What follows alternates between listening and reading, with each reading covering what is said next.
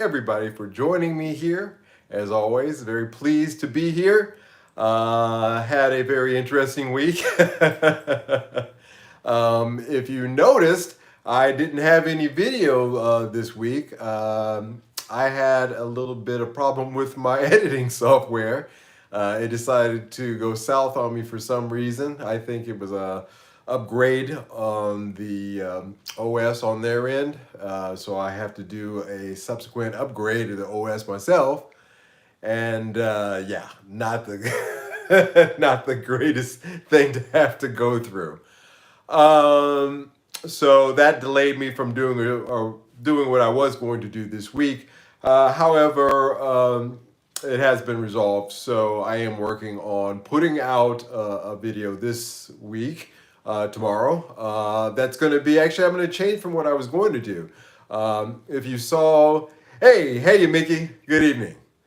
If you saw in my channel feed, I put out a little bit of a tease talking about Epiphone tops. And I actually did a little search of YouTube, and there hasn't been a lot of discussion regarding that topic. And I said, well, there's an opportunity there.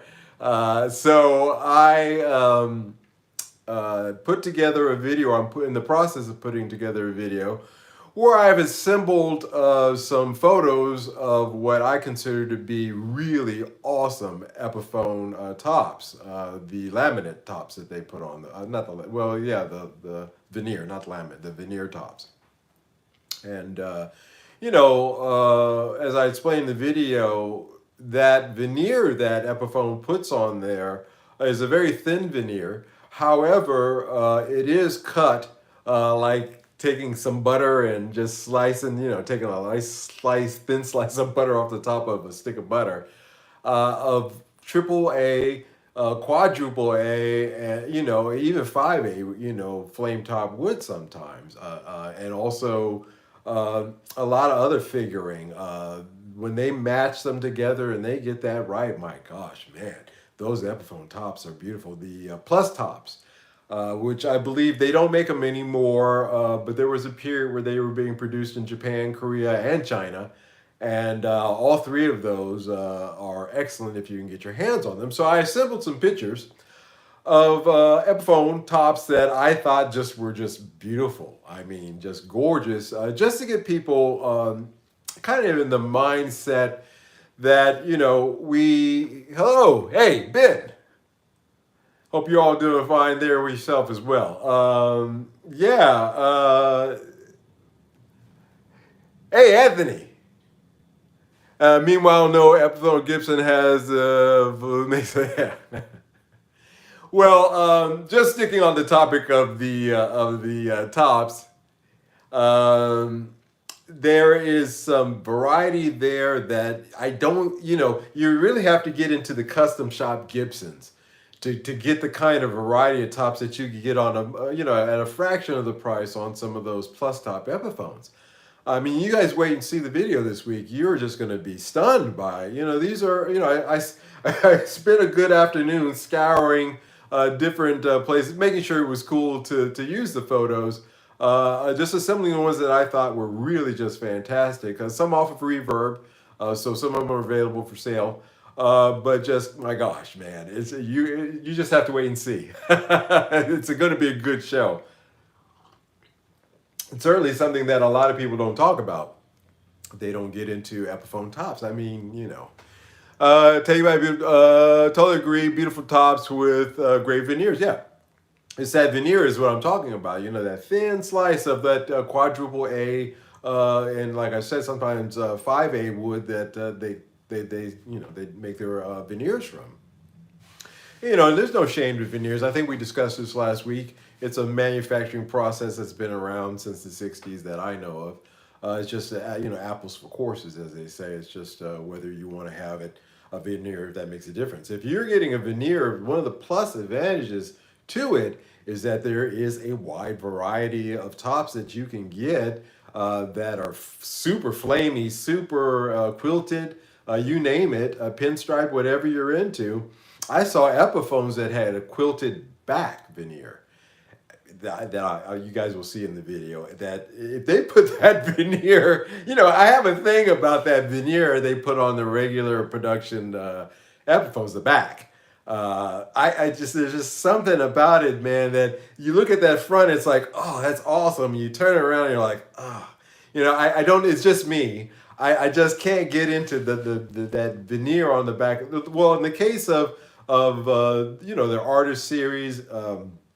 Signature series and the 59 and some of the other ones, most of the expensive ones, which we'll talk about tonight, they no longer do that veneer on the back. But when they were doing it, I saw some Japanese ones that had quilted backs and they just look gorgeous. You're like the front and the back, and these were veneers on Les Pauls, and I'm talking about. And wow, well, you guys will see. You guys will see it. What else is going on this week? Well, I was setting up my studio here to do some recording, and I started going through my pedals. I finally got a chance to sit down and go through the F1 and the Fender 65 pedal. It's basically a deluxe, both of them copy. Run them through my pedal board, use different effects, running it through the Blues Breaker, how that sound, testing it out, and doing a couple of things there. And came to a very interesting conclusion. This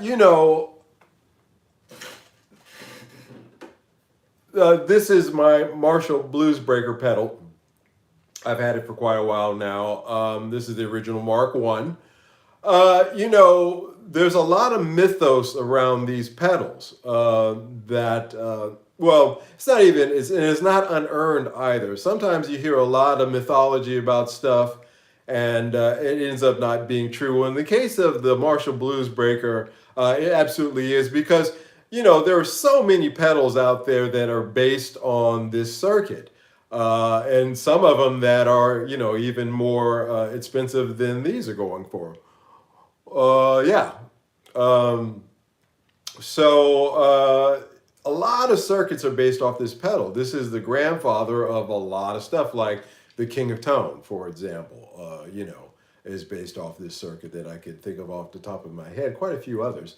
So a very important pedal, and it does have that magic and it has that lift to it.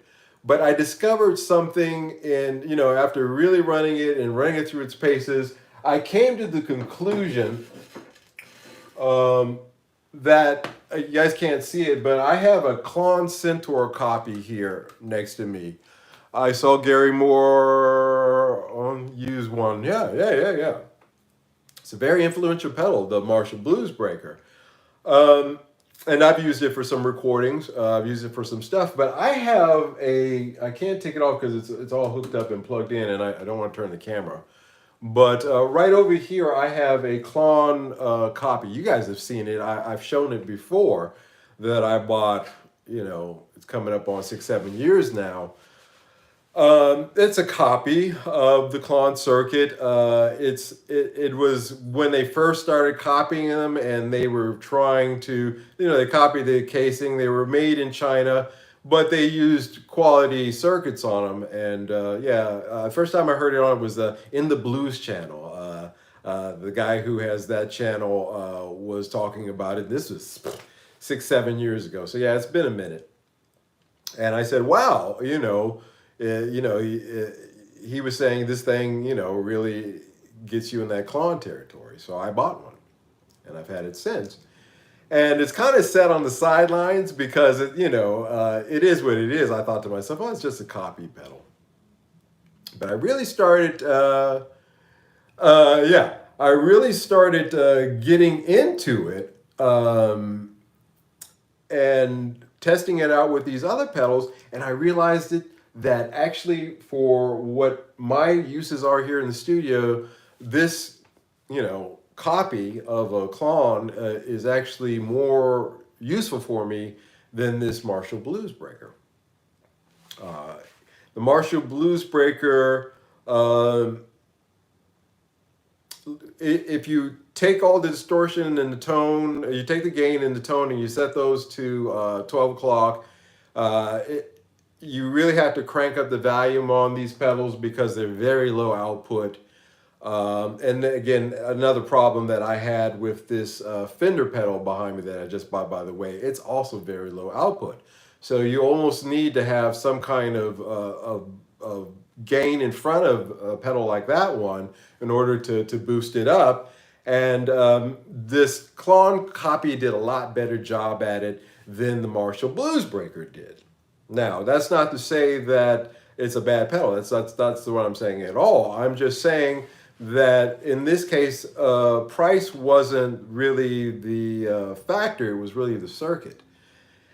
And, even being a copy of the Klon circuit, supposedly the way it was sold back in the day, it's a note-for-note copy of the Klon circuit with the special Germanium diodes and all that crap. I don't know about that, but doggone it sounds pretty good. It's been sitting here gathering dust for a while.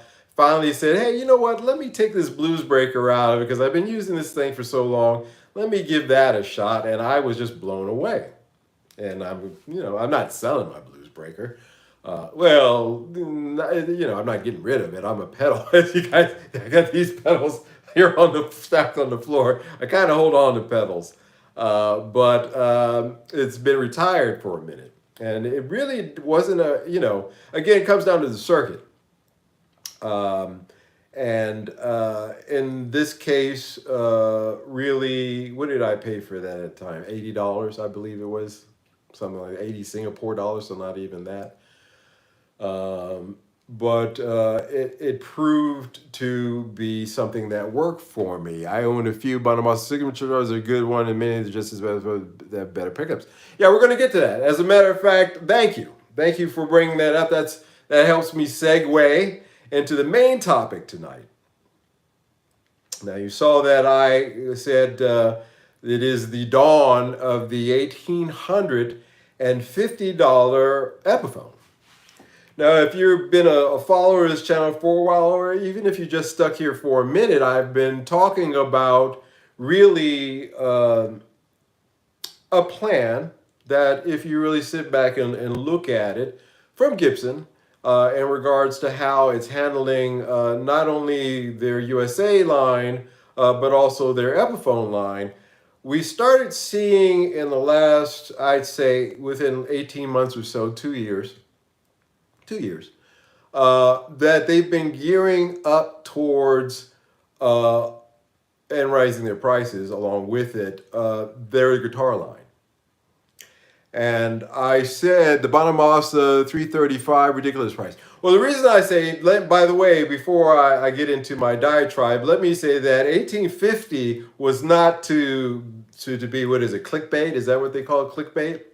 No, I have a good friend, a Canadian friend of mine. He says that's what that guitar is going to cost out the door, and actually a little bit more. It's like 1860 or 65 and some change. Here in Holland, in the Netherlands, we can expect 1377, I think, at 23. This one dealer is asking out the door on it. So yeah, there's a $500 price difference there. Well, then you got to take the exchange in mind. So, but I use that 1850 just to say, if you're in Canada, US, it's $12.99. We'll see what it is out the door. The dealer might throw an extra little bit on there. It's going to be on the plus side of 13, I'm betting, out the door. For here in the EU already, that's been established. And probably in the States too. We'll see. 1159, yeah. And you take the strength of the pound in consideration, that's a hefty price. But I'm not here to say whether or not it's, if it's worth the value. I am going to make comments regarding that, but that's not what I want to talk about tonight. As you know, I like to talk about the psychology of when things like this occur, because it's a big talking point out there on the internet and in social media about this guitar. I like Joe Bonamassa. I'll say that much as well. I like him a lot, so I've got no problem with Joe. I've got no problem with Epiphone, as you know. I love Epiphone guitars. Um, I've got no problem with that aspect of it. I've got no gripes, in that regard. You got to do what you got to do. However, this is a big however. You know, we talked last week. I said the difference between a $200 student guitar and a $500 what used to be considered a mid-value guitar. It used to be $500, guys. Let that sink in for a minute. There's a big difference, even in that range, because the quality of the parts, plastic as opposed to bone, and even in that case, the components, all that. So that translates into why there's a big gap between a $200 guitar and what used to be a $500 mid-level guitar. And I also pointed out that when you get up to $1,000 on a guitar, there's very little difference between a $1,000 guitar and a $2,000 guitar. That gap in quality gets a lot smaller. Yeah, the $2,000 guitar is going to have better woods, better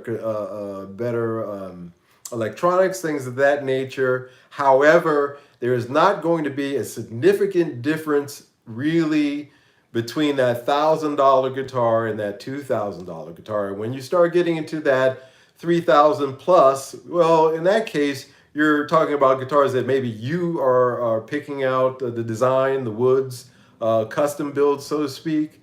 You're talking about the creme de la creme, the top of the top, everything. But again, there's very little difference between that guitar and that $1,000 guitar when it really boils down to it. I was watching Skunk Baxter.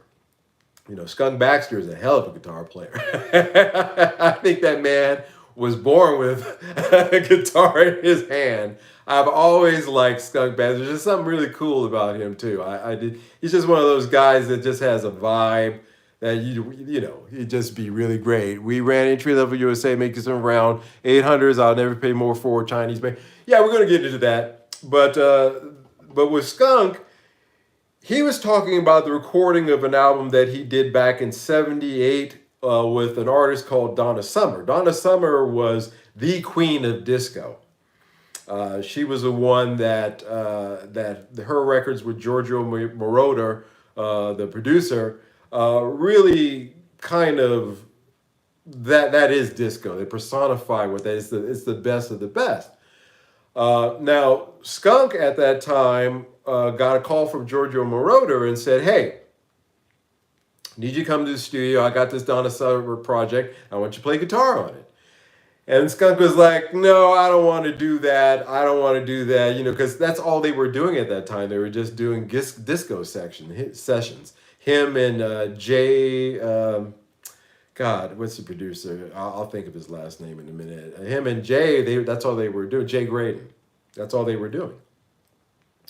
And so he said, "No, call Jay." So they called Jay up. George Moroder called Jay Graydon up. Jay said, "No, call Skunk." So Skunk said, "Yeah, I'm in town, yeah, but I don't have my guitars with me. I'm moving in this way." He says, "I'll tell you what, I'll go get a guitar and I'll meet you at the studio." He went to, Guitar Center in Hollywood, my old haunts. But this was in the late 70s, so even at that point, I hadn't gone there. I was in LA at the time, but I hadn't gone there yet. I hadn't gotten there to '82. But he says there was a bin in the back that said, "Buy me for $25." And it was just a bin full of, import cheap guitars. So he said, "Okay, I'll take." He tried a few of them out. He found one, and he says, "Okay, I'll take it. $25." Went to the studio and recorded "Bad Girls." Now take a listen to that track, when you get a chance on YouTube. That's recorded on a $25 guitar. Okay, going through, and he was kind enough to even say what amp he was using. He was using a Fender Twin, which again proves that really the amp is the big equation a lot in that, the amp is a big factor. That's the takeaway from that, aside from the fact that it was a $25 guitar. Now, guys and girls, ladies and gentlemen, my friends, again, getting back to this thing with Gibson and its plan with Epiphone and putting these guitars into the price ranges that they have planned, that I've been saying that they've had planned. I think, again, I will put out the premise to you that $1,000 guitar is about the right price point that you want to be at. $1,000 guitar makes sense if you can afford it. And that's assuming a hell of a lot. The reason why Epiphone was, let's be honest, we all shitted on it. Excuse my French, but we all, as we were growing up, we poo-pooed Epiphones. But now we've learned that, hey, you know what? Maybe these weren't so bad after all. With a little bit of TLC, they're actually great guitars. And that brand was built up by their $200, $300, $400, tops $500 guitars. A lot of famous guys, Jared James Nichols. And the reason he has, an Epiphone is, again, these guys started out on Epiphones. Derek Trucks, all these guys started out on, a lot of cats that I can think of started out on Epiphones. And it was because it was more available than an import guitar. Import guitars, just by their nature, were expensive. A Japanese import, even coming into LA back in the day, were expensive. You were really looking at them. The Epiphones and the Squires and those guitars were there. They were there for, they were better than entry level. It's actually an insult to call them entry levels. They were mid-tier guitars. I think nobody out there could argue with that statement. Certainly there were some duds there in the crowd, but you could say the same thing about $2,000 or $3,000, $4,000 guitars. The same thing. If somebody on the line was having a bad day, guess what? So this move by Gibson with their Epiphone line it's been a slow crawl, but it's starting to accelerate, to move up that tier of guitar is, I think it's missing the mark. I think it's missing the mark on their part. And I will say, when we sit back and we say, oh, it's too expensive, when we get into that, that's self-preservation kicking in. I truly believe that. There's a certain point where just our animal spirits say, hey man, that's just too expensive. And I think, again, I'm just saying this Joe Bonamassa 335 is just symptomatic of that. It's kind of the canary in the coal mine, I guess is what I'm trying to say. Because it made people sit back and say, wait a minute, what?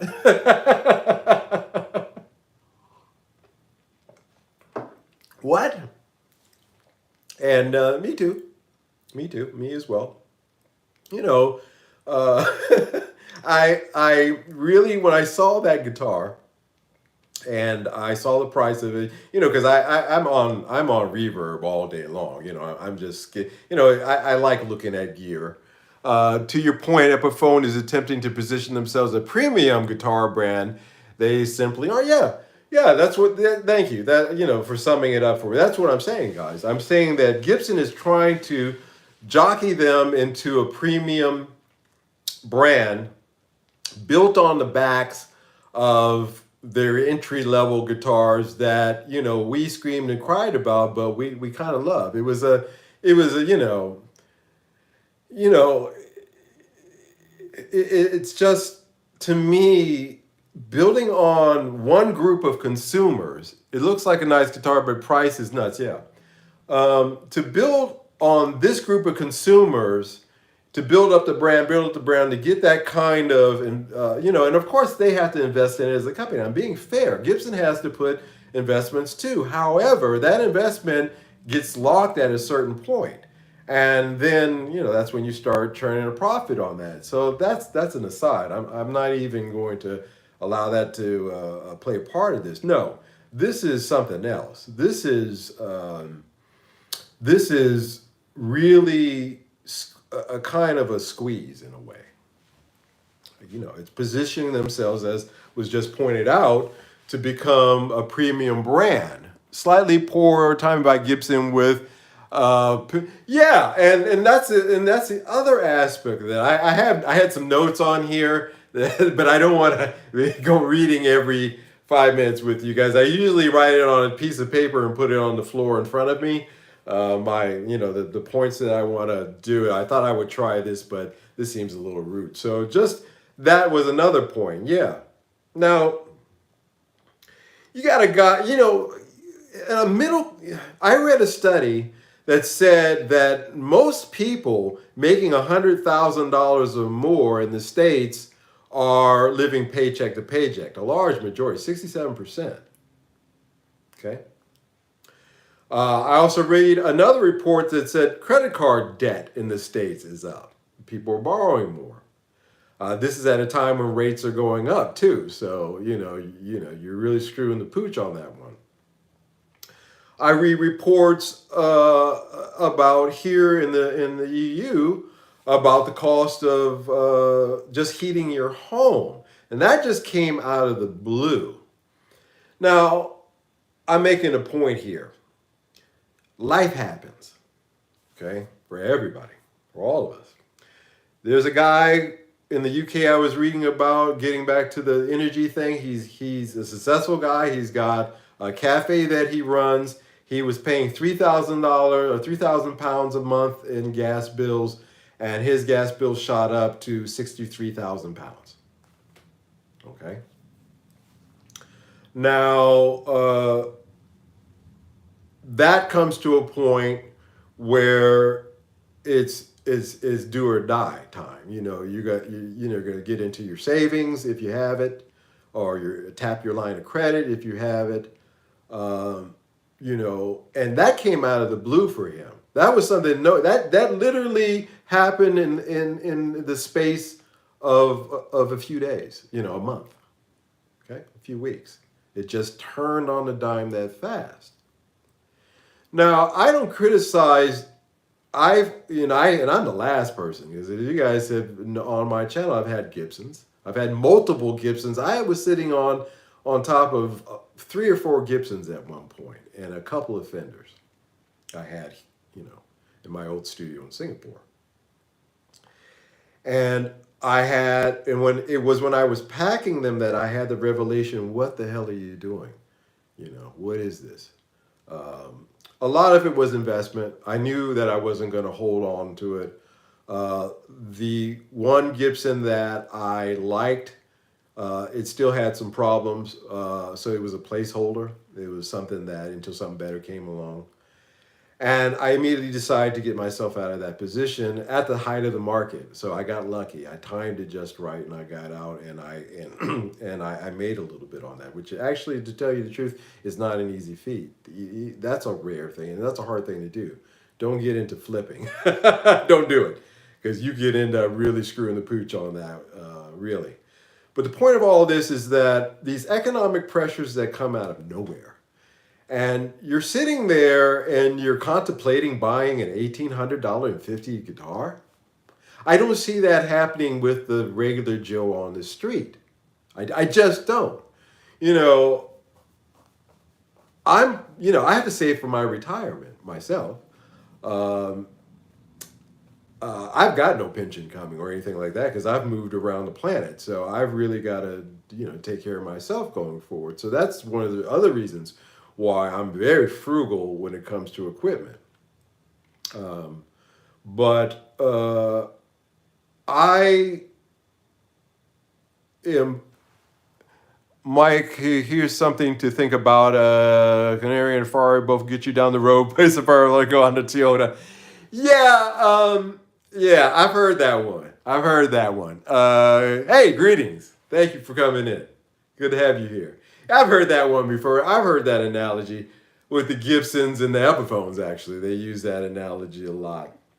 Yeah, I'm just saying that I'm not feeling what, as some of you guys have pointed out, wouldn't a signature casino have a better opportunity to represent the past? Yes, exactly so. You know, if they came out with that John Lennon, what was that? It was like a vintage white or whatever, or a plain casino that he used in the Get Back. That would make a whole hell of a, and really, put their foot into it in terms of its construction. It would make a whole lot of sense for a brand anyway, because that's where, the casino came from. It came from Epiphone. A 335 based on, Joe's 335, which, by the way, I noticed that his original 335 has a stop bar tailpiece, whereas the Epiphone version has that, tremolo that looks like it's made out of tinfoil. I'm sorry, that's the last thing I'm going to say bad about that guitar. It's just, I looked at that tremolo. That Epiphone tremolo, man, I don't care what they do, it just, for some reason, it just screams cheap to me. We're talking about putting lipstick on a pig. It just doesn't work for me, man. And that would be the first thing that I would do with that guitar if I bought it. I would take that. It's true, Mike. You nailed it.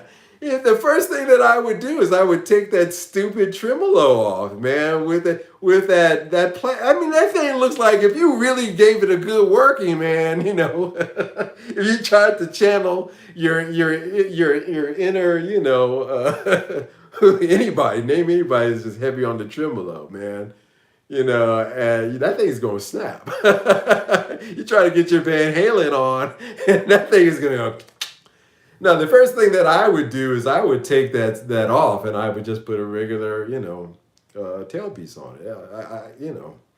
Just like Joe's. And I also noticed that Joe's doesn't have that plate, that commemorative plate that they put on the top. It's kind of, I guess what I'm trying to say, from my taste, for 335, it's a little hard to take with that stop, with that whammy and that commemorative plate between, I think, underneath the bridge. It just doesn't work for me. Even considering, and I looked into it, their basic 335 that you can get, it's not a one-piece neck, but it's the wood construction is the exact same wood. Does it have a one-piece neck? No. Does it have the same wood? Yes. Does it have the same tuners? I believe so, yes. Or at least they have the Epiphone equivalents. And the Pro Bucker 1 and 2. And it looks more like Joe's 335 than the one that they just came out with. It says it's Joe's 335. It's like Joe's 335 after a few beers and gone down a dark alley. Yeah, it doesn't look like it at all. That one is $550. Okay, so I get a case for it, and I get a set of burst buckers, and I'm still under $1,000. Well under $1,000, and it's just as much, looks like Joe's 335 than the one, like I said, they came out with. So there's that. Those are my only criticisms. I like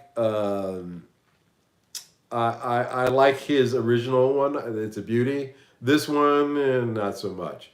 But regardless of whether I like it or not, there's a lot of cats out there who will. But I think they're going to balk at that price. Even we're taking into consideration that right now economically things are looking bad. And we have these shocks. I use the energy shock in the UK as an example that can come up on us suddenly. And when you're in that kind of environment, we all sort of, circle the wagons, I believe is what they used to say. So we circle the wagons, and in our financial priorities, we really take a hard look at everything. Now, um, do I think it's great to have 10 $300 guitars? No, not necessarily, unless you really like modding and working and you're going to make them your own. I just think, okay, here's another point. I talked about this before. When I was younger, even in the late 70s and the 80s, the whole concept was to save up and get the best guitar that you could get, and that was your guitar for life. You didn't have a culture like you do today where you see on YouTube the guys that have got, 20 guitars on the back of their walls. This consumption thing that got into your face. The 3D effects. Sorry, guys. Just making a point there is that's how it is. They're projecting, even I'm slightly guilty here with having all these pedals. Like it's a consumption kind of thing. It's a, hey, look at my consumption kind of thing. Except for in my case, like I said, as you guys know, I use each and every one of these. And maybe those YouTuber guys, they use each and every one of those guitars. I don't know. I don't see how that's possible. But when I was growing up, it was you saved up and you bought, and that was your guitar. That's how this 1960 Les Paul came up on the market, because this guy back in the day, a doctor, working his way through college, he saved up enough money and he bought himself a Les Paul, and that was his guitar until he passed away and his family sold it in an estate sale. With traveling musicians like Hendrix, with cats who were economically challenged like Eddie Van Halen, the Van Halen brothers when they were young. It really was a focus of having that one instrument. I have 7 guitars, all in US, 2 Epiphones. I often wore it down, but you strip down to 3 Strat. Yeah, done. A Strat, and I agree with that, because I do believe if you are recording like I am, and right now I don't have a Tele again anymore. I sold my Telecaster because I got a good price for it, and I'm not stuck on guitars. I used that thing for a lot of albums, and I made a lot of money with that guitar, but I let it go. But I do regret that because I am short a Telecaster now. So I'm looking to buy a Telecaster, and because from a recording standpoint, there is a time when I do need single coils, and even though I do have a guitar, I bought that Holly Benton and fixed it up. It has split coils. It's not exactly the same thing. And there's a twang to the Telecaster that you just really can't replicate. So yeah, in the next week or two, you'll probably see a new Telecaster here on the show. But that again, I'm purchasing that, and it's going to have to pay for it. So, well, it actually kind of is. We'll see how it works out. There may be some trade. There may not be a lot of cash involved in what I have in mind. But it's to fill a hole, and a sonic hole. So I do agree. The P90s is negligible. P90s, that's, single coils, humbucker guitars, one of each, boom, you're done. Acoustic guitar, boom, you're done. Yeah, I agree with that. The P90s, to me, it's a plus. It really is. And also, it's an acquired sound. I have a P90 guitar. I'm glad I have it. But it's not something that I haven't recorded with it at all. I haven't even thought of using it. I had a P90 Les Paul Classic, Gibson Les Paul P90, and I used that for one recording, and that was it. Not because I didn't like the sound of it. It's just the eye of Siron. My focus went on to humbuckers. But let's, getting into this about affordability, markets. just the way things are going out there, man, it's rough out there.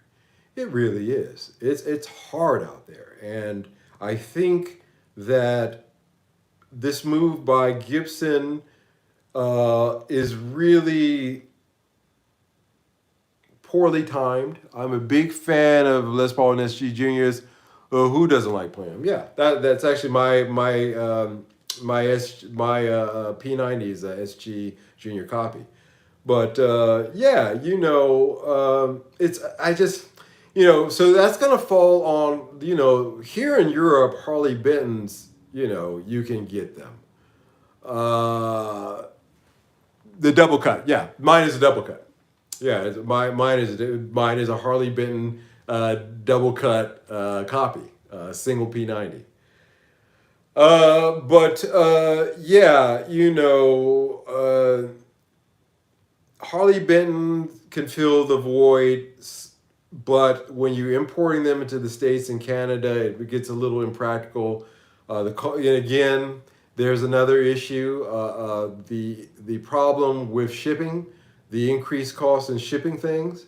Again, another thing that came out of the blue that directly affects your purchasing options.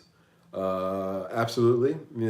I think we can all agree that 2 or 3 years ago, shipping something, a guitar or something like that, was a relatively inexpensive thing to do compared to now.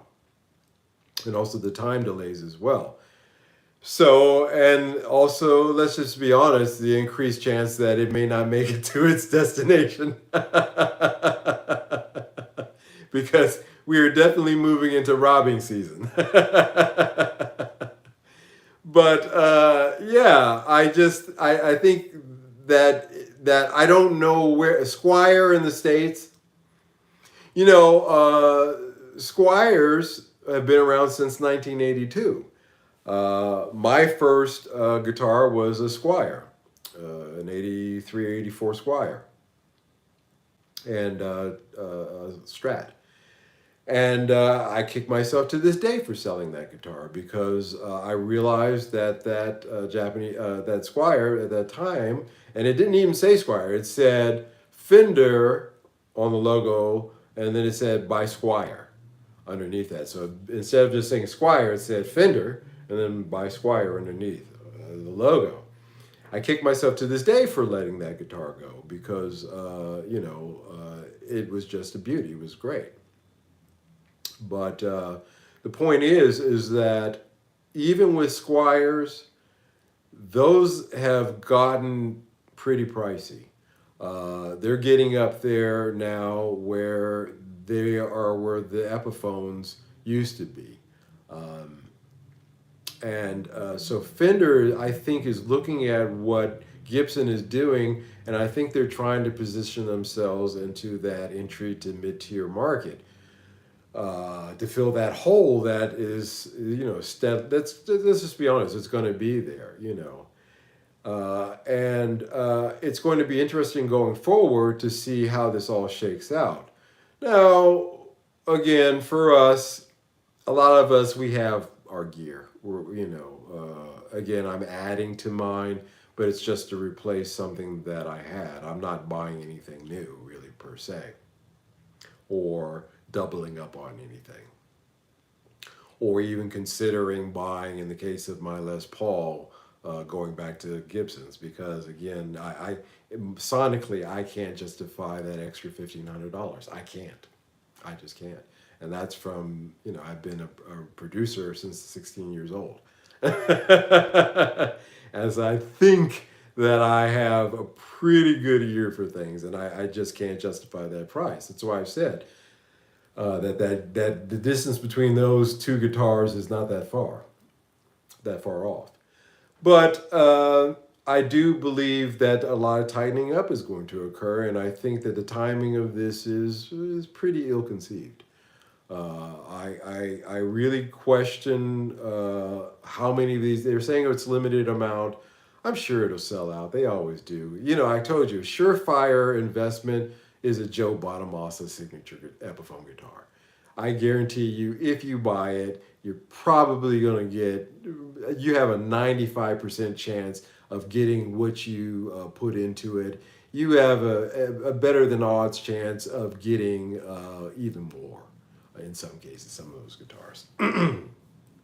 So it's a good, from an investment standpoint, sure. If I was investing, I would consider it. I put it away in the corner and I would wait 2 or 3 years and see, how things are shaking, or maybe even longer.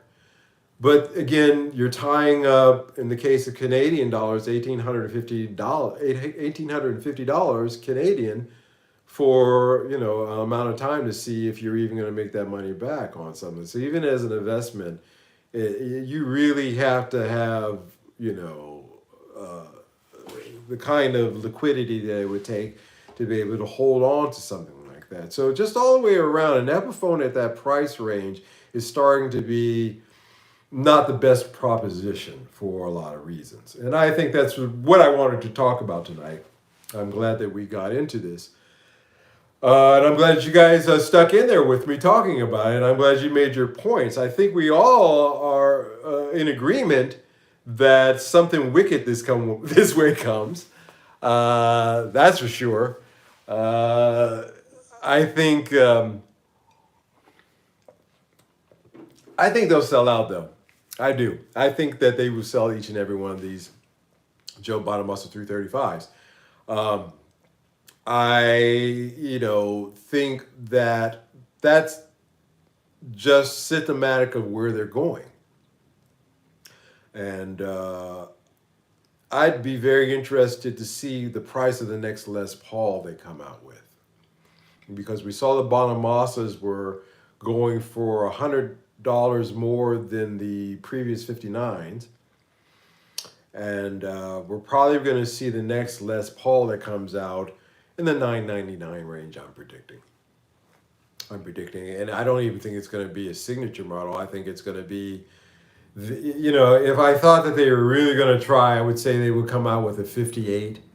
They can say, oh, we came out with the 59. Let's try coming out with the 58, and then coming out with the 57. They have those, but they were very limited, and they didn't put the kind of specs into those at the time. So if they came out with guitars like that, I do think there's a market for those. I know a lot of guys who would love to have a 56, a 55, with the P90s. If they came out with that line and did it up the way that they did the Lazarus and some of these other signature guitars, I think that there would be a market there for that. Again, as was pointed out here, why the hell they don't come out with a John Lennon, Casino in that birch white, I do not know. I don't know. Again, that would be a ballpark. That would be a home run, hitting it out the ballpark. I think a lot of things that they're going to be doing, and I think we can expect them. But I don't, I expect their next high-end Les Paul to be $1,000 for sure. What telly are you looking at, Mike? Oh, well, Mickey, I'm glad you asked. I am actually looking at a Squier. I am looking at the 40th anniversary Squier that they came out with this year. The one with the white one with the black binding. I'm really impressed with that. When I say I'm going to get something, I've really been looking. I've been checking out videos. I've been reading reviews. I've been really taking a look at that guitar. And if you remember, my previous Telecaster was a Japanese 1993 made. It was not the high-end one. It was actually birch wood body with a maple neck. It wasn't even a through loading. It was top loading.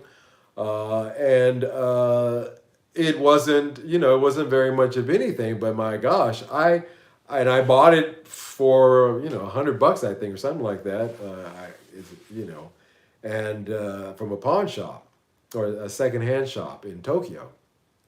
And I made a killing with that guitar. All the commercials, TV commercials and songs and whatnot that I recorded with just that one guitar. Getting back to, again, I still at that time, it wasn't until the last decade that I started getting into wanting more guitars. Again, that commercialism I was talking about started to get into my head because my old thinking was you got a guitar, it works for you, you work that one because my heroes like Prince played that, that Mad Cat for for over a decade, and it worked for him.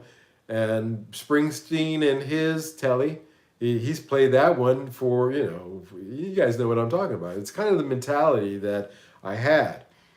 And I'm glad that I got back to it again. They almost got me. But sanity prevailed. And again, like I said, it's too expensive is a self-preservation mantra. It's one that we should always, when it pops up, that's a warning signal. But yeah, I fought that. But yeah, guys, I just had that kind of mentality, and I got away from that. But I'm looking at that 40th anniversary Squire. I think that that's a beaut. It actually, honestly, because the body is made from Nito. So Nito is a tree it's a wood that's very common in Indonesia. These guitars are made in Indonesia. It does have a maple neck. It's got binding. It's a through loader. So from a complete aesthetic standpoint, it actually would be an upgrade from the Telecaster that I had, even though it was a vintage Fender from Japan. It's an upgrade from that guitar. So I'm actually seriously looking at. There's one here down the street, and I'm trying to see if I can make a deal. I want to trade some things. As you guys know, I have a guitar fund, but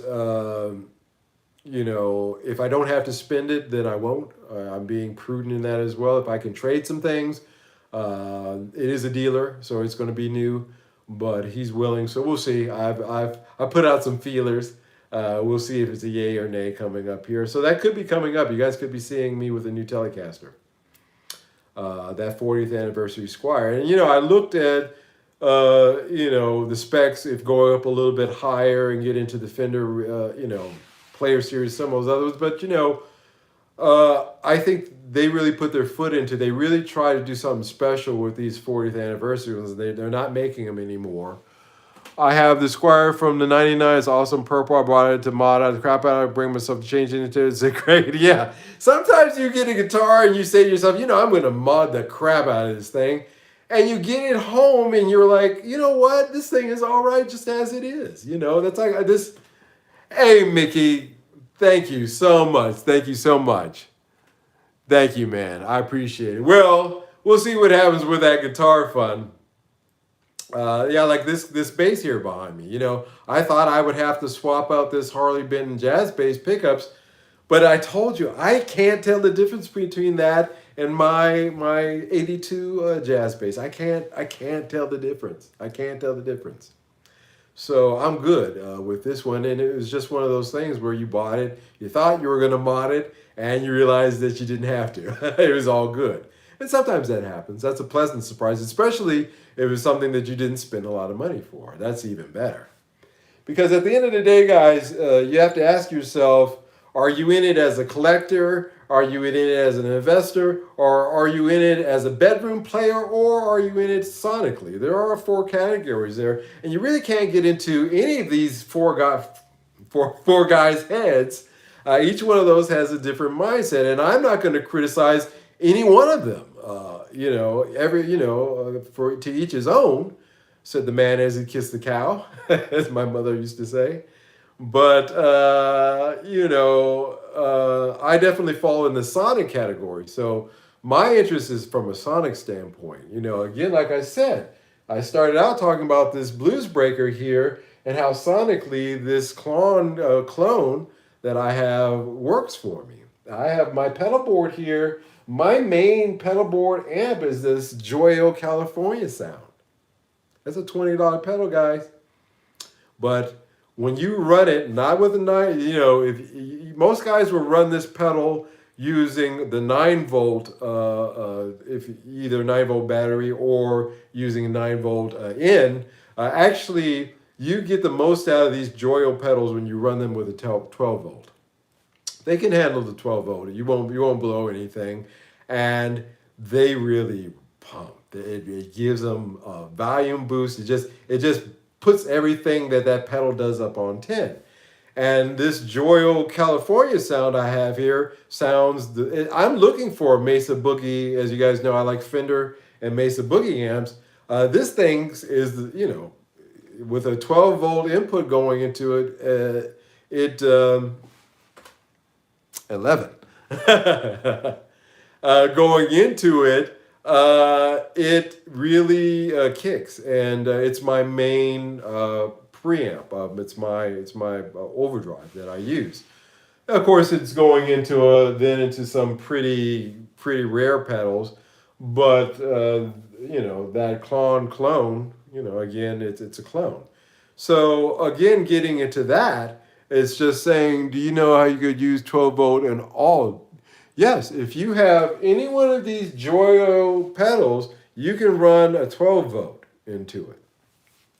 You can run it on 12 volts, and it will not blow. I have it on my pedal board here. The power here, it has one 12 volt out on it. So it's got 6 9 volts and one 12 volt. And yeah, I run it off of that, no problems at all, none at all, and it just bumps it up, it kicks it up. Now that doesn't work with every pedal. I don't try that with every pedal. I can, for a $20 pedal, it was worth plugging in and seeing what happened, and I was pleasantly surprised. There are a lot of pedals that do well when you use a higher output. As you know, I've got this one, this vintage tube monster. These things, when you run these 18, it really cranks them up, and they can handle it. You gotta kind of scour the forums and read around and see what other cats have done or are doing or thinking about, and you'll run into somebody and say, yeah, I was running that on 12 volt and it just sounded awesome. Oh, let me give that a try. Yeah, and it works. With the Joyo pedals, you can do that. Give it a try. You'll be pleasantly surprised. It bumps them up to 11, as was just said here. That's right. Thanks for the correction. I did see that. Yeah, guys, man, we are moving into a shitstorm here on the horizon. Unfortunately for us, but we have each other. We can always, as long as we can, meet here on Sunday nights and talk about this crap. I'm seeing the other thing that I wanted to talk to you guys about was the prices on Reverb. I told you I spent a lot of time on Reverb. I just, just sitting there and I'm flipping all day, and I'm looking at. You can have a certain broadcast quality and still to be in tune times. Yeah. I'm noticing on Reverb that the price cuts are starting to happen. Discounts are starting to happen. A lot of the gear, a lot of guys are starting to discount. They had their price and they're starting to discount on it.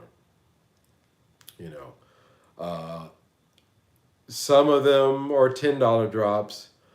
Some of them are $1,000 drops on some of the more pricier items. And I'm seeing a great deal of them. I keep track. You can track things through, you can, click on something and say, I want to track this and see its progress, whether it sells or not. And all the things that I track haven't moved. I haven't seen a great deal of volume coming out of Reverb. Now, Reverb just recently upped their commission price. They bumped that up. That's not making a lot of people happy, so I'm sure that plays a little bit into it. Also, I believe if you sell more than $600 on Reverb and you're a U.S. citizen, then you have to submit a 1099 form. So that is getting a lot of people up in arms because they're like, well, hey, I bought this guitar. I already paid tax on it when I bought it. And if I were to sell it, I have to pay tax on it again. And even then there's a reverb tax. So I'm being triple taxed on these things and the way that kind of works out. So, and a lot of scams on reverb and also a lot of scams on reverbs.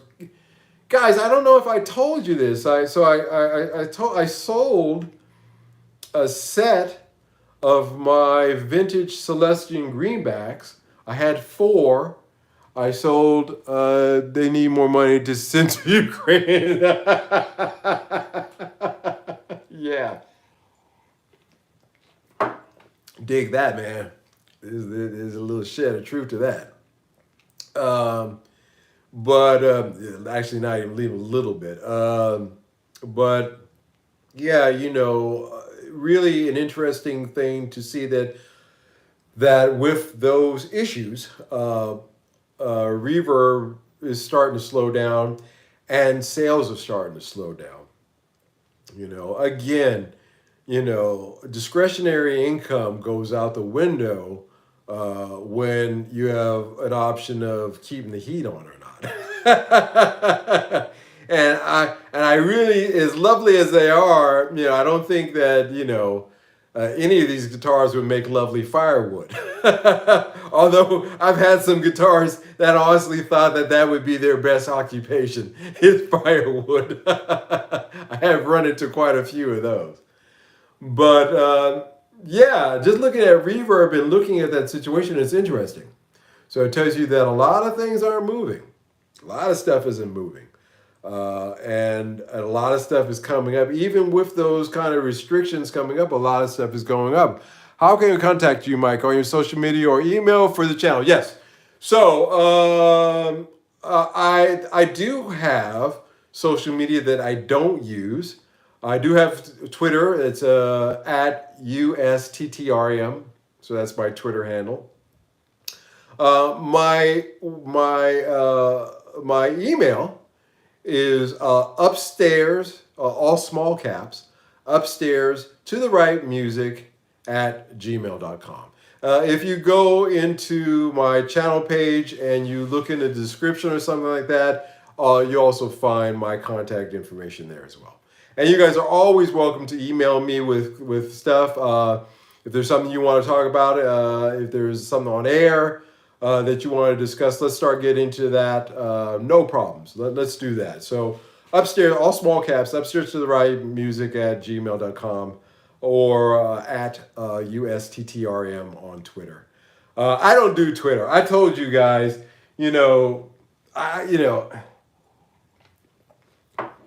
I don't do it a lot. As a matter of fact, I'm really not a big guy on that.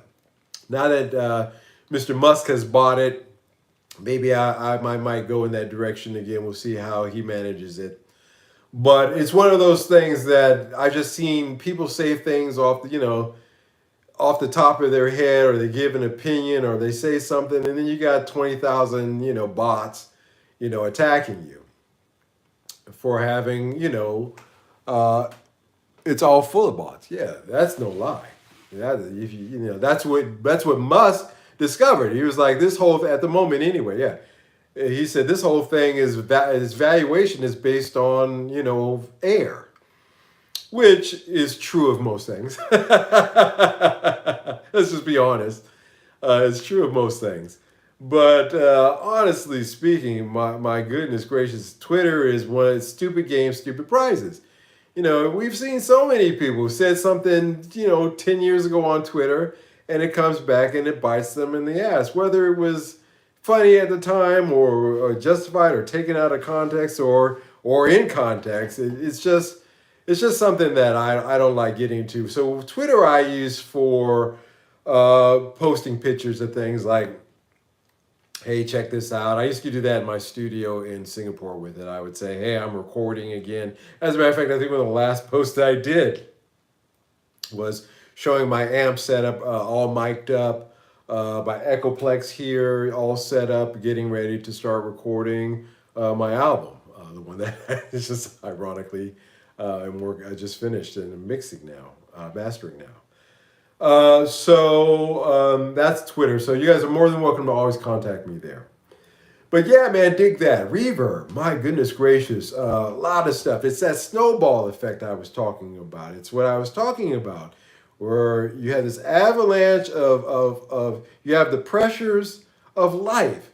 We're not rock stars. I have been in this business. My Uncle Carlton just texted me, and he was talking about my second cousin, Jaden McWilliams, who has a YouTube channel as well. I haven't. I wasn't even aware of. I have to check Jaden's channel out and see what he's all about.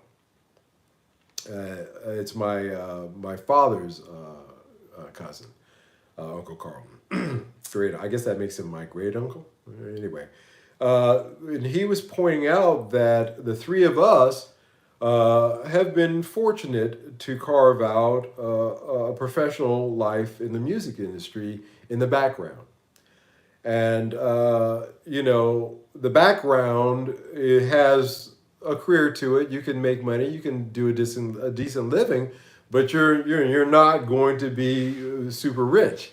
I ascertained that a lot of the stars out there that you see on TV or in videos or record, whatever, a lot of them are more broke than you. And I can make an excellent case as to why that is, getting into record contracts and how they really work. It's just middle America, middle Europe, middle man is feeling the squeeze. What? I've never. Nah, man.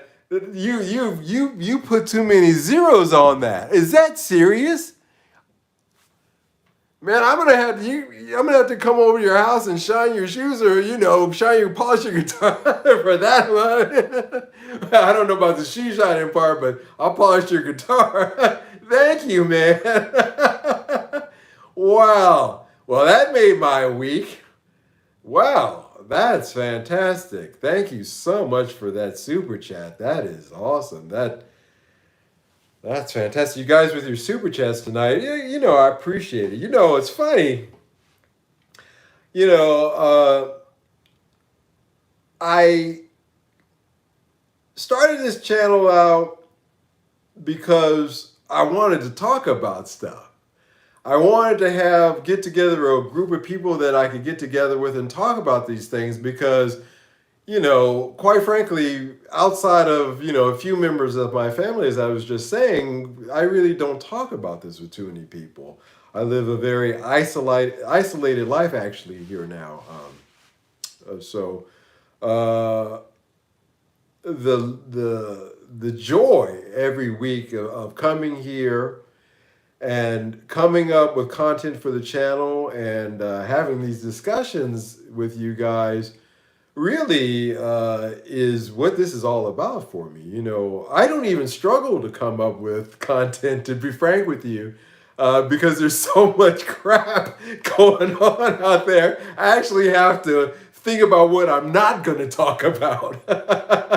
It's just true. It's, on Saturday, Friday evening, Saturday morning is, if you notice, that's when I usually put the bumper up for whatever the discussion is going to be on these live streams. And this is through the course of the week where I'm reading, I read a lot of news articles. I read a lot. And listen to a lot of stuff. And just the stuff that comes across, this or this discussion regarding this or the other, or some of the rabbit holes that I sometimes go down, by the end of the week, I really have to say, okay, this is relevant, this is a hot topic, so maybe we can lead with this. And then maybe later on in the broadcast, you can bring up some of this more rabbit hole type stuff. The only problem is that rabbit hole stuff is starting to become the main topic. But that's a separate issue. Dig that. it's easy for me to sit here and talk about these things with you guys because there's so much to talk about that's relevant. Yeah, well, none of us are big stars, and I never wanted to. I never wanted. I did the touring life. I did that life on a a middle level scale, and I always wanted to go back home again. The first thought that I had when I was working the clubs is I can't wait to get done so I can go home, sit down, watch some TV, relax, spend some time with my cats, and then when I got my dog, spend time with my dog. I that idea of being out on the road all the time just didn't appeal to me anymore.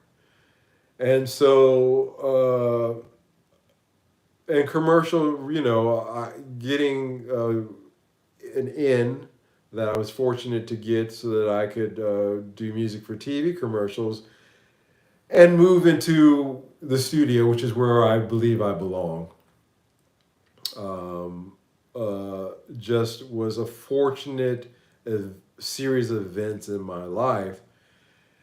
And I kind of want to pay that forward by sitting here and talking about the things that have come across to me in all of these years, these all coming up on 40 years, 39 years that I've been in this industry, and just some of the observations that I've had.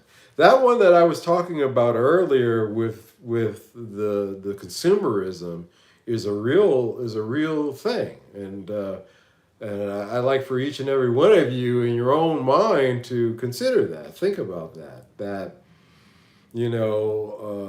I again, pedals are a different story because are kind of, I guess. But with guitars and basses and drums and things like that, there really can get a point where that fifth one is not really necessary. But I learned this and I came to these conclusions over the course of time. And I'm no longer subject to having that blind, because even though I have a YouTube channel and one of my responsibilities is to review stuff and to talk about stuff, and not just instruments, but just everything in general. At least I hope. I'd like to be a little bit more broader than that. But really, it comes down to just being honest, and I can't be honest unless it's something that I really know or something that I've really experienced. I can speculate on things, but I really rather sit here every week and present to you with subjects that I can give a little bit of meat to. So when I whittle through all the subjects and all the things that I could talk about, I really want to talk about the things that I can add a little bit of depth to or a little bit of context to. And I think that's one of the things, so that you don't have to, or maybe you have looked into something that we're discussing here, and it gives you a different viewpoint. That's a plus thing that I'm giving to you. And so, guys, it is an honor, and it is a real honor to sit here and to have the audience that I have. It'll grow over time if I continue doing this and keep it interesting. But the core value of just really wanting to be real with you guys is kind of the basis. And I think you guys can see this is me. This is Mike McWilliams. There's no YouTube personality Mike McWilliams and the Mike McWilliams that you would meet on the street. It's really it's because of Smokey Robinson. I've talked about him before. Meeting him at a young age really left an impression on me to just be real. Again, Smokey is one of the nicest guys you will ever meet. Just a sweetheart. When he's on a set, he says hello to even the key grips. He'll say hello. I had another friend, I told you, another friend of mine who worked with him on a set, and he said hello to everybody, even the caterers. He said hello, shook their hands, took pictures to everybody, was kind to everybody. So I just realized a long time ago that you get a lot further in life not being a dick. This is a really awesome music channel, Mike. It covers so much. We love it. I appreciate that, Mickey. I appreciate that. I like to be broad about it because, you know, I look at the guys, you got the big channels, even Red Shaw, somebody pointed this out to me. I like Red Shaw. I'm glad that Rick Beato built up his little group. If you notice, started with Rick, and then he started bringing in his friends and building up their channels, which is kind of how that goes. And Rhett was one of the guys that he introduced us to. And you just like him. He's just one of those young cats that's just got a love of music, and you can feel it in him. You can see it and hear it in his playing. But there was, even with him, he went to London. I don't know if you guys saw this one. I saw this one just recently with a friend of mine to said take a look at it. He went to London and he bought a $1,800 pedal. It was one of those old germanium fuzz pedals, and he happened to be in London on tour, doing a little mini tour. He walked in the shop, saw it, and he bought it. The funny part about that scene was when he walked out of the shop, he didn't have this elated look on his face of, wow, I really bought this, the fuzz of fuzz pedals. This is like the ultimate fuzz pedal. He had this, oh shit, why did I just spend all of that money look? And if you guys don't believe me, check it out. And it just goes to show you that we're all of us, man, whatever level you're at, man, you're gonna make some choices sometimes that's just, that later on you're gonna be like, oh, what did I do?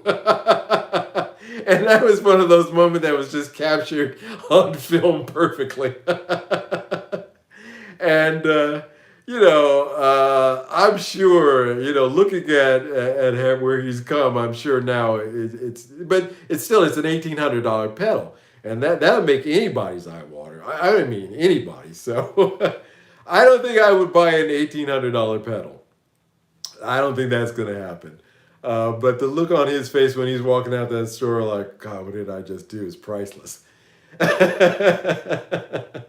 So yeah, but I guess what I'm trying to say is that these channels, and we're reviewing stuff, and we're talking about gear, and we're supposed to bring you the hottest and the newest, but I don't want to be a gross commercial focal point of a channel. I don't want to do that. As a matter of fact, I talk about the psychology of Bernays, of advertising.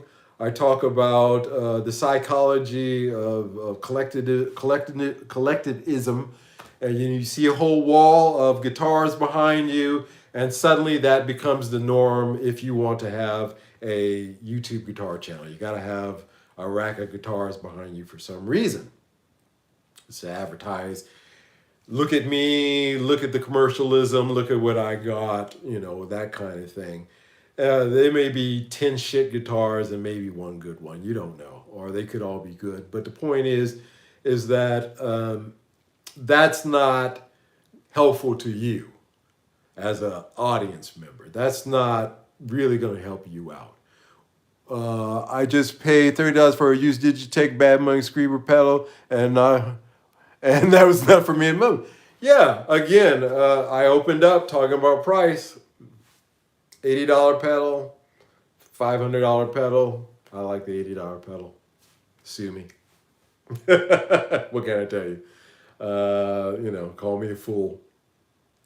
But yeah, man, I don't want to be like that with you guys. I don't want to take that approach. I want to be real, and everything that we talk about here. And there's a squeeze coming on, and they're handing out ass kicking and bubble gum, and they're all out of bubble gum. You know what I mean? In the financial situation that we are all facing and will continue to face. So be prudent, I guess, with your purchases. use that. If you says, oh man, that's just too expensive, it probably is. Probably is. It probably is. Love, they say love the one you're with, about, regarding your significant other, whoever, whatever that may be, the case may be, but still love the one you're with. And that applies to your gear as well. Love the one you're with. You know, we really have to learn my channel mantra, I'm good. That's the mantra of this channel. One of these days, if we ever get big enough, we'll make t-shirts that says, I'm good. Meaning that I've looked around at what I have and I'm happy. And if I am thinking about picking something up, I have saved for it. I've budgeted for it, and it is something that is going to earn me a return. In my case, because I run a production studio, things have to I have to make money on them, or what the hell am I doing? Even a bedroom player too, that can be an issue as well. What kind of return are you getting? It may not be an economic return through the work you do on it, but it could be a return of pleasure. So you have to take that in consideration. So think about that. Be diligent, guys. Just learn to love the one you're with. Just say, I'm good with what I have, and kind of, just party on with that. Party on, dudes. Party on. I myself, I'm amazed the direction, just to recap, to end this out tonight, the direction that actually I was speculating on it a year ago. It is a fact that Gibson is making Epiphone's premium guitars. Hell has truly frozen over. It is truly frozen over. But that's just the fact of it. I've been looking at shrinking down my gear. Somehow I really don't need, but yeah. Guys, I played Monica Butterscotch for 10 years. I had her and that Telecaster. And I didn't think about getting. And the only reason I switched to humbuckers is because I realized that was the tone that I wanted to start using. I wanted to have. And even in that, I was thinking moving from the Telecaster to a Les Paul full time. I wasn't thinking about using both per se, unless the situation called for it. I was going to retire the Telecaster, which I have, and move over to a Les Paul. That was the thing. So one will do. One will do, and that's the conclusion I came to. I had 5 or 6 of them, and now I've got one, and I'm good. So there's that, to think about. But the price increase into premium territory, the Epiphone. We talked about it for a while here, that it was coming, and that day has come. And you, in your mind, now have to really start looking at that Epiphone a lot harder, which I don't know if that's something that Epiphone necessarily needs people to be doing. Because, you're going to look at that $1,850 335 real close. Is the binding good? Are the frets good? Is there any problems with chipping in the paint? Are the electronics good? We all know the answer. It's a freaking Epiphone. Of course not. But I'm sorry. It's true though. Of course not. But you just paid $1,850. And you're still going to have to take it, or if you can do it yourself, you're still going to have to take it in and get it worked on. That's just the reality of Epiphones. You should be, I'm super critical with my Gibsons. Super critical with them. And because of what I was paying for them. $2,500. A crack. At 1850, I'm going to be looking really hard at the Epiphone. I guess the best deals are still on the used market. Of course they are. Cash on hand. Cash. Cash is always king. Don't let them tell you this whole digital thing. That's just so they can track you. We're not even getting that and what you're doing. But cash money on hand, you can find some deals. And you will find a lot more deals as this progresses and as that equipment sitting on Reverb and in stores. You're going to see retailers discounting, not the big things, but on the $300 items, they're going to start getting slashed down.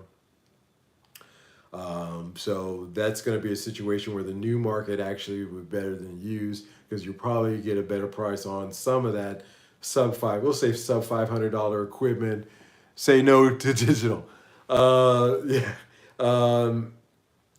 That $500 equipment is you're already probably starting to see it in some of your bigger chain retailers are starting to slash the prices way before Christmas. So somebody selling that same thing on Reverb, it may not be a great deal. Mickey, no one needs the gear, but I'm still fan.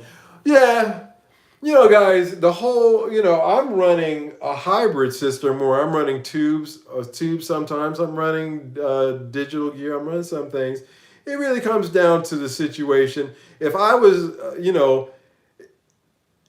there's nothing but there's still, again, there's nothing that's going to beat tubes. Nobody's going to argue that. Nothing's going to beat a tube amp in terms of your sound. The movement of air, miking it, the different things like that, the speaker, all that. But digital has its places. It has its place. But like I said, in the guitar market, we're still, there's been no advancements really to speak of in the last 15 years because there's been no real investments. But we've talked about that before. But yeah, recapping that thing with Gibson, and again, if I'm looking seriously at my Epiphone and I'm looking at it with a magnifying glass, with a fine tooth comb, hair comb or whatever, I'm going to be a lot more critical of some of the things that we come to take, for granted with Epiphones. When we buy one, we've already accepted that it's going to need a little bit of work. That's just, and we're okay with that. When we're paying a reasonable price for it, when we're starting to pay a premium price for it, it damn well sure better come out of the factory, pretty good. And I'd say even more so than the Gibson. It better be perfect, and I just don't see that happening. So there's that, guys. Something to consider. $1,000. That's my limit. I won't go above $1,000 because I truly have learned that $1,000, euros or pounds, or a little bit more pounds than $950. But I found that in that range, you are going to find an instrument that is going to be giggable. It's going to be recordable. It's going to do everything that anything twice as much is going to do for you at half the price. So that's just a realization. That's the top end. And even that for some people is an unimaginable top end. And I realize that too. I can't be casual about these figures that I'm throwing out here because I wouldn't do it, these days. My days of buying Gibsons are over. I got to think about there's other priorities in my life right now. So, seriously, you're looking at those kind of numbers, you're going to be very discerning in what you're purchasing. And I'm saying, between $500 and $1,000, $1,000 being the tops, you can find a lot of great stuff, new and used. So just something to chew on, something to consider as you go into your week. And I want to thank you really for that super chats that you guys gave. Prices could drop suddenly if the crap hits, but the prices are already dropping. That's the point of what I was talking about, what I'm seeing on Reverb and some of these other sites. is that people are starting to discount the stuff that they put up is because it's not moving. And then you have an additional wave of people bringing in new stuff. And so it gets to be that avalanche, that snowball that I was saying is going to roll over everybody. And then as I pointed out, the retailers, when they start discounting the same piece of gear that somebody's trying to sell used on Reverb, it's a cash man. It's a buyer's market. It's a man who has the cash, and not a lot of people have that. That's why that's the reason why it's a buyer's market. It's not a seller's market. It's a buyer's market. Saw that at that used guitar, the vintage guitar show that I went to.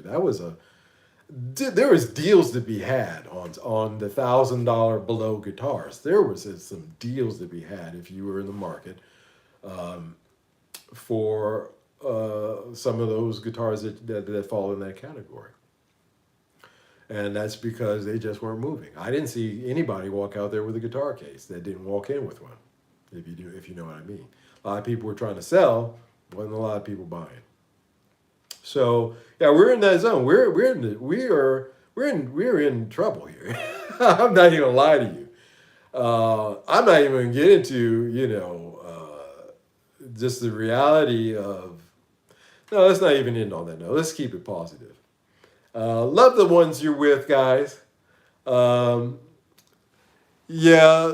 the word is true. The American dollar is hanging by a thread. Yeah, I've been hearing that for years, though. It's like the dirtiest underwear in the laundry basket. You run out of underwear. You're like, I gotta find someone. Well, these are the least dirtiest. That's the U.S. dollar. If you want to look at it from that viewpoint. Yeah, man. Good times. But yeah, let's keep it positive. Let's leave this out on. Let's go out on a positive note tonight. Just funny stuff, guys. It's just funny stuff. Awesome stream, man. I'm glad you did it. And again, I just want to thank. I want to thank you guys for the love, the super chat love, the writing in love, the good words, the support. Really, thank you guys. Honestly, it really makes me want to work harder to bring you stuff of quality, and keep it real too. It's gonna get real. Like I said, this is me. This is the same mic that you were beat out on the street. Thank you, Ben. This is me. Yeah, guys, everybody, thank you. We've got a lot coming up here, but I think if we do this in the sense that we all get together and we talk about it, I think we can all make it through. And as a support group, if one of us starts thinking about doing something stupid, and we got everybody else to pile it, don't buy it, or something, or don't sell it. Anyway, we have each other, and I appreciate every week you guys come in here. I got my computer situation sorted out, so you'll see that show on the Epiphone Tops coming out tomorrow. Team upstairs to the right, yes. And I want to thank you guys for sharing your time to sit here with me. And I will see you again next weekend. I'm sure we'll have some other, crap to go through. But it'll be interesting crap. Until then, you guys take care and God bless and thank you so much. Take care. Bye-bye.